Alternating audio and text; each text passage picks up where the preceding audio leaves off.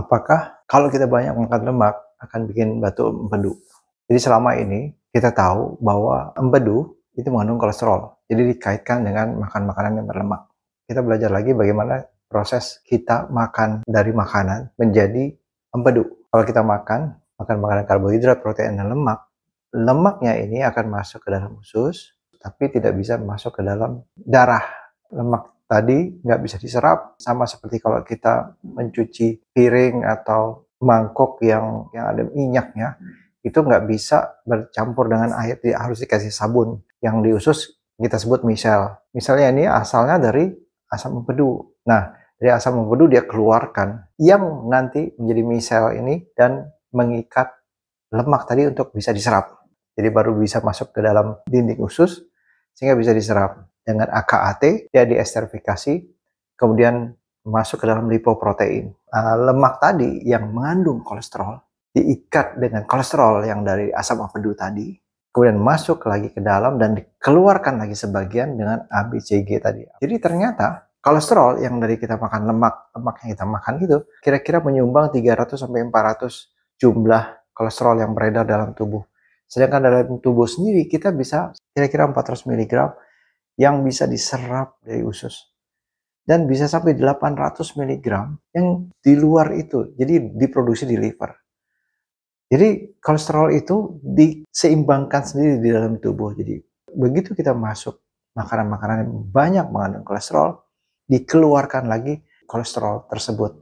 Karena dilihat lagi di dalam, kalau sudah cukup peredaran kolesterol di dalam tubuh tidak akan menyerap banyak kolesterol, diseimbangkan di dalam. Dari luar menyumbang kira-kira 20-40% di tubuh. Sedangkan lebih banyak keseimbangan itu diatur di dalam tubuh, yaitu di liver. Nah, kolesterol tadi bersama lemak, dia akan masuk ke dalam yang kita sebut lipoprotein, yaitu sel mikron, diedarkan ke seluruh tubuh. Kemudian dari seluruh tubuh, kemudian nanti akhirnya masuk ke liver. Jadi seluruh tubuh dulu memakai lemak dan kolesterol tersebut, baru masuk ke liver. Jadi kalau kita makan kolesterol banyak, tidak langsung ke empedu. Karena kolesterol itu nanti akan ada di seluruh tubuh dulu, baru sisanya akan masuk ke liver.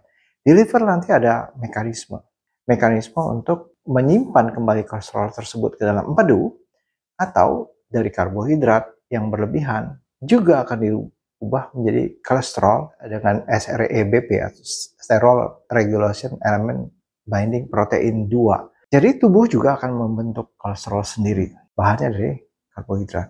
Jadi kita nggak makan kolesterol, makan nasi, toh aja tubuh akan bikin kolesterol. Nah, kolesterol tadi gunanya apa? Ya untuk pembentukan saraf-saraf di tubuh, jadi memang penting kolesterol. Dan juga akan dikirim juga ke kantong empedu, yang nantinya kalau kita makan lemak-lemak, dia akan semprotkan lagi asam empedu tadi yang di dalamnya ada kolesterol untuk mengemulsikan lemak yang kita makan supaya bisa diserap. Masuk ke dalam sebagian lagi dikeluarkan lagi kolesterol tadi beserta empedunya, dibuang ke buang air besar. Nah, apa yang menyebabkan jadi batu empedu? Jadi ada beberapa penyebabnya, termasuk salah satunya obesitas atau kegemukan. Kegemukan juga dihubungkan dengan peningkatan terjadinya batu empedu. Tapi juga ada orang yang tidak gemuk dan tidak tinggi kolesterolnya juga mengalami batu empedu. Empedu ada mekanisme sendiri untuk menyemprotkan pada saat kita makan, keluar asam empedu ke dalam pencernaan, atau dia malah menyempit. Dan ini dipengaruhi oleh keadaan peradangan dalam tubuh. Jadi kalau kita peradangan kronis, hiperinsulinemia, diabetes, saluran dari empedu tersebut akan mengecil sehingga pembuangannya tidak sempurna. Menumpuklah di situ kolesterol. Dan dihubungkan juga dengan inflamasi yang kronis, hipertensi, sehingga darah akan mengental, sehingga mempengaruhi kolesterol tersebut gampang menjadi kristal, menjadi batu. Jadi yang harus diperhatikan yaitu bukan jumlah kolesterol yang ada di dalam, tetapi yaitu keadaan. Apakah kolesterol kita tinggi dengan darah yang mengental atau tidak? Kolesterol kita tinggi dengan kita ada hipertensi, metabolic syndrome, hiperinsulinemia, obesitas, karena kolesterol rendah, kolesterol normal, tetapi dalam keadaan kita yang inflamasi kronis atau peradangan kronis, itu juga bisa menyebabkan darah mengental dan terjadinya batu empedu. Makanya sering kita melihat tidak hanya orang gemuk saja yang bisa mengalami batu empedu. Dan dihubungkan juga dengan merokok, tetapi kalau menurut saya masih perlu diteliti lagi apakah merokok menyebabkan seperti itu atau karena stres yang tinggi di tubuhnya sehingga terjadi pengantalan darah.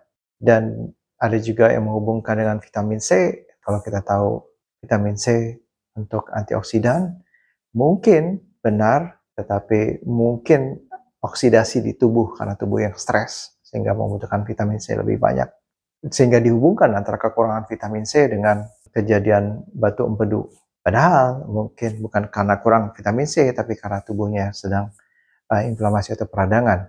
Tetapi bukan tidak boleh menggunakan vitamin C, boleh saja. Sebaiknya yang dipertimbangkan juga kenapa tubuh kita mengalami peradangan.